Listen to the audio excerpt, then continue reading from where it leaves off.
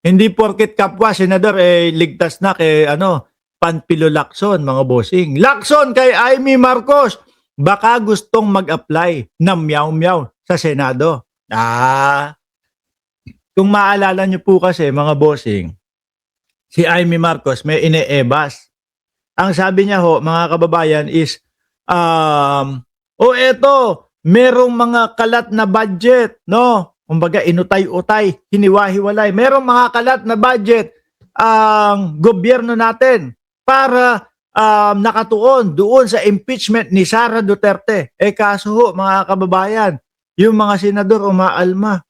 Wala naman daw katotohanan. Kaya ngayon, nababansagan siya na meow-meow, aka Kiko Barsaga. Kasi ho, ganyan lang yung style ni Kiko Barsaga eh. Diba?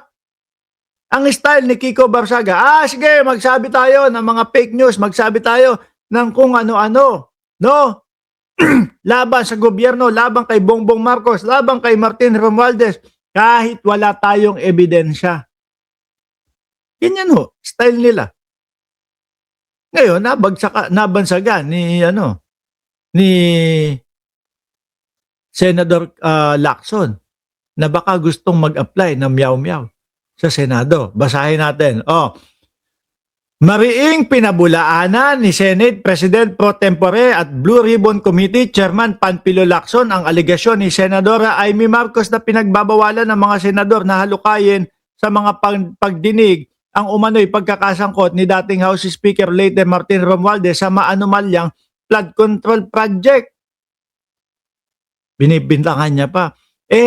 Alam niyo ho mga kababayan, lahat iniimbestigahan, walang pinipili. Hindi ho kagaya ito. Nung Senate Blue Ribbon Committee ni Rodante Marcoleta, mabanggit mo 2019, 2018, mabanggit mo ho mga kababayan na gano'n, ako, iiwas na ho agad sila. Biglang idadivert na, balik tayo doon. Kailangan 2022 pataas lang, no? Sa panunungkulan lang ni Bongbong Marcos. Lahat ho. Kaya lang ang problema, nung kampo nila Amy Marcos, walang maipakitang ebidensya. Panoorin nyo. Yung may crocodile silang serye ni Daryl Yap eh. Wala silang pinapakita ebidensya dun. No? Ang lagi nilang sinasabi is madami na nagsasabi na ganito si Martin Romualdez, madami nang nagsasabi na puro ganun, madami nagsasabi. Mga kababayan, 2026 na ho ngayon. No? Hindi na huubra yung tipo bang maingay, no? Ibig sabihin totoo yan, hindi na huubra yun. Maingay, dapat kasuhan. Hindi na huubra yun. Sa panahon ho ngayon, kailangan ebidensya para umusog yan, para umandar yan. Kung walang ebidensya, bakit pag-uusapan natin yan? Di sayang lang ang panahon. Di po ba? Wala naman ho talaga ebidensya. Ipinagpipilitan lang nila. Ngayon, ano gagawin? Di ba? Sabi dito, baka gusto niyang mag-apply ng meow-meow ng Senado. Kung ano-ano ang sinasabi niya, baka niyang maging counterpart.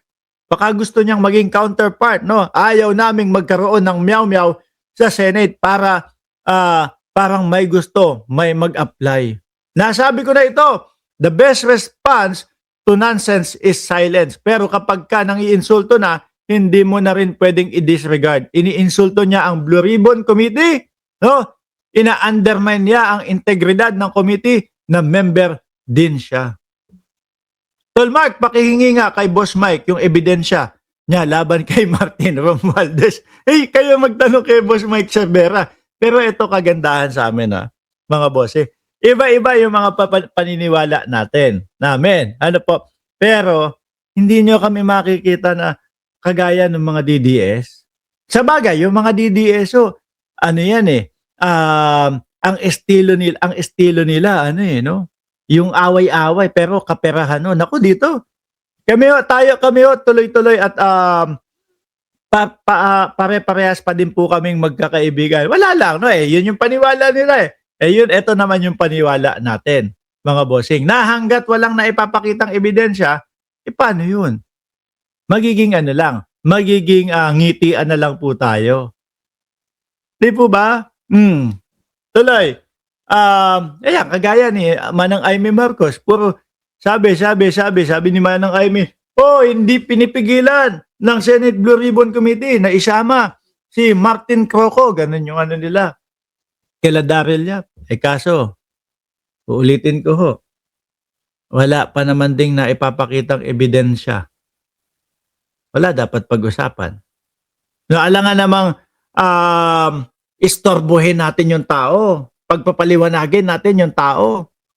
Samantala, wala naman dapat ipaliwanag. Wala namang sasayangin, aksayahin yung oras.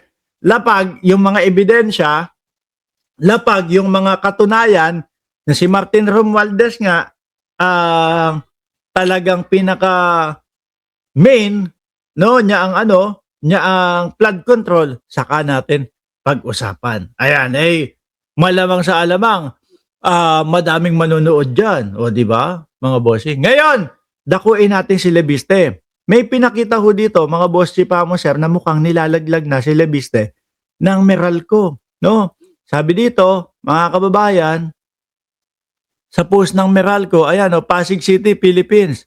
Meralco Power Generation Corporation today clarifies that SP New Energy Corporation is a separate and distinct corporate entity from Solar para sa Bayan Corporation. Nako, ang tanong ngayon dito, mga bossing, paano? Nasaan yung pera? Di po ba? Kumbaga, parang ang gustong sabihin dito, mga kababayan, ng Meralco, labas kami dyan ha. No, kung ano man yung nagagawa o kung ano man yung issue dyan kay Lebiste, siya lang yan ha. Hindi kami kasama dyan. Kasi nga, di ba ho, mga kababayan, 2% lang yung naidi-deliver nung solar nitong si Lebiste. At ang nakikita ko ho, mga boss chief sir, yun yung uungkatin, yun yung sisilipin o yun nasisilip ng gobyerno natin simulat sa pool pa lang po. Ang laking pera niyan. Di ba? Tapos ang deliver mo lang 2% lang ho, mga kababayan. 98% hindi mo na di-deliver. No, kaya ho nagrereklamo, mga bossing, yung mga maliliit na mga kumpanya ng elektrisidad ho. 'Di ba? Pero bukas, mga boss chief sir, mas lalaliman pa po natin yung tungkol diyan. Kasi po mukhang nalalaglag na si Lebiste dito, naiiwan ng mag-isa. Hindi po ba? Pero ngayon, gaya po ng sabi ko, mga kababayan, 45 minutos lang po tayo, no? Dahil pupunta kami sa dagat. Magpapaalam muna ako, magwawalwal muna kami doon sa dagat, no? Maraming salamat and God bless muna sa inyong lahat.